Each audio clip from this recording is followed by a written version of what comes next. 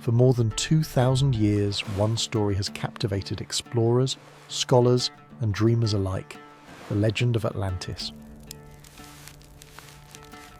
Described as a mighty island civilization that vanished beneath the waves in a single day and night, it has inspired countless searches and endless debate.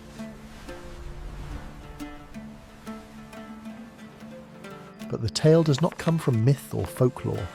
It originates from one source: the writings of an Athenian philosopher. This is the investigation into what Atlantis might have been and why it disappeared.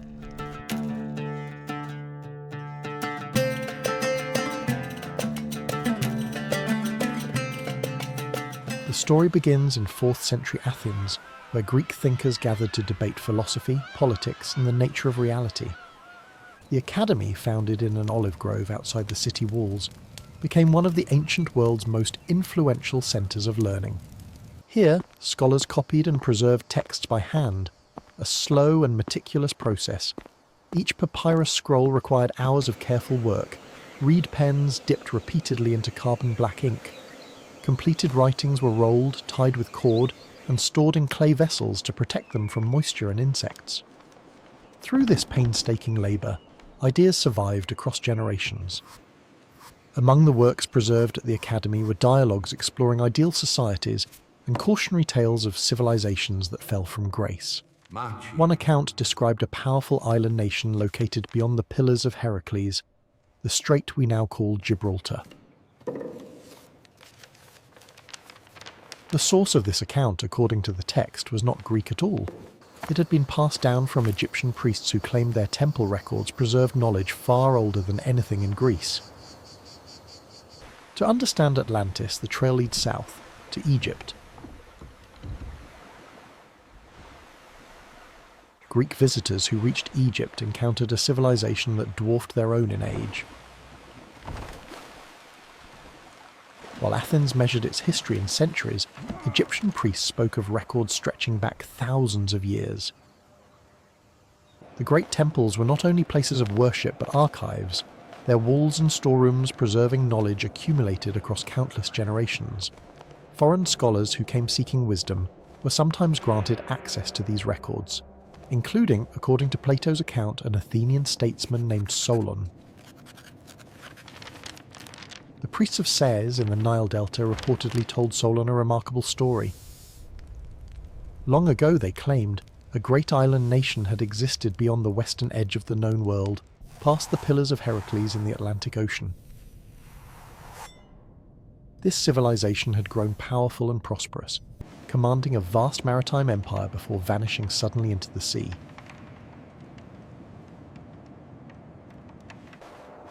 Whether this account originated from genuine Egyptian records, Greek imagination, or some combination remains debated, but Plato's description of the lost city is strikingly detailed.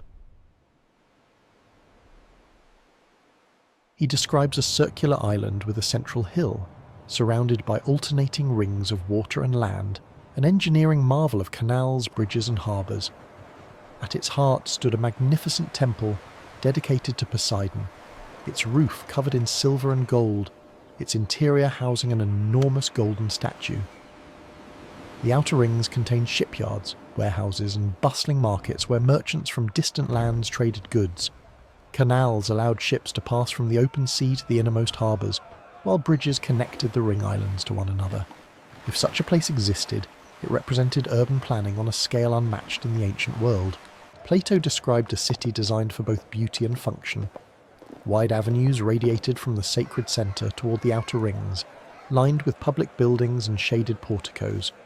Commerce thrived in open marketplaces where goods from across the known world exchanged hands. Skilled craftsmen occupied entire districts, their workshops producing the bronze weapons, tools, and decorations that sustained the island's economy and military strength.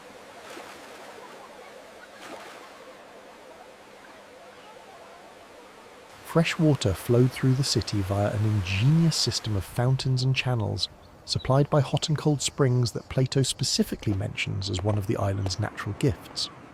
The central hill was crowned by the great temple of Poseidon, surrounded by terraced gardens and a walled palace compound. The temple's interior, according to the account, contained a golden statue of the sea god standing in a chariot drawn by winged horses, the ceiling made of ivory decorated with gold, silver and orichalcum, a mysterious metal said to gleam like fire. This orichalcum appears repeatedly in Plato's description. The outer walls of the citadel were supposedly coated with it, and the metal was abundant enough to be used for decorative purposes throughout the city.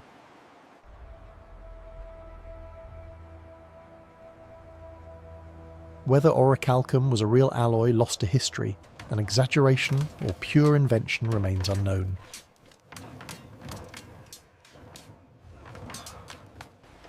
Beyond the city walls, a vast irrigated plain provided grain, vegetables and fruit for the population.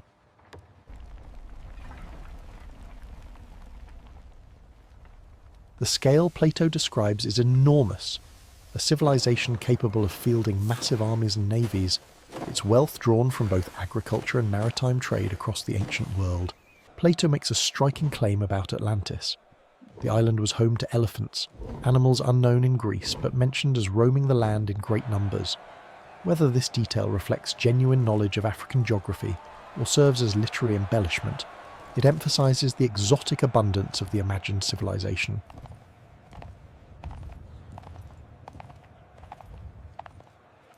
Religious life centered on the worship of Poseidon, god of the sea.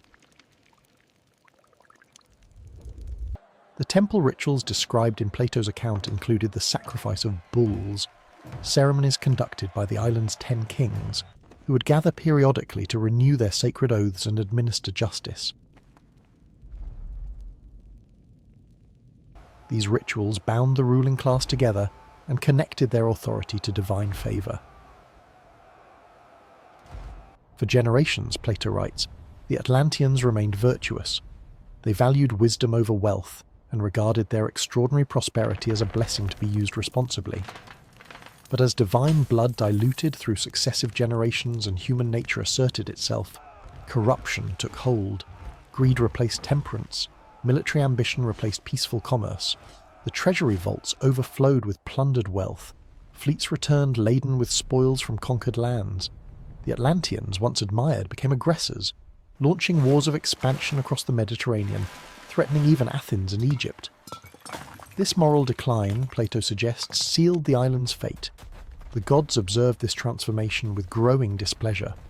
Zeus, king of the Olympians, convened a council to determine Atlantis' punishment.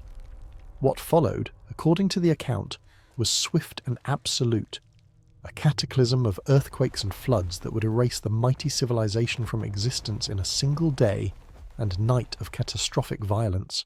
Plato describes the destruction of Atlantis in a single devastating passage. In one day and one night, he writes, the island was struck by earthquakes of extraordinary violence and floods of equal devastation. The great city, its harbours, its temples, its concentric rings of water and land, sank beneath the ocean and vanished from the world. The account offers no survivors, no refugees carrying stories to distant shores. The civilization was simply erased, so completely that even its location became uncertain within generations. Only the Egyptian priests claimed to preserve any memory of it, and their records, if they ever existed, have never been found. Whether Plato intended this as history, allegory, or philosophical fiction has been debated for over 2,000 years. He presents the story through multiple layers of transmission. Critias heard it from his grandfather, who heard it from Solon, who heard it from Egyptian priests, who claimed it came from ancient records.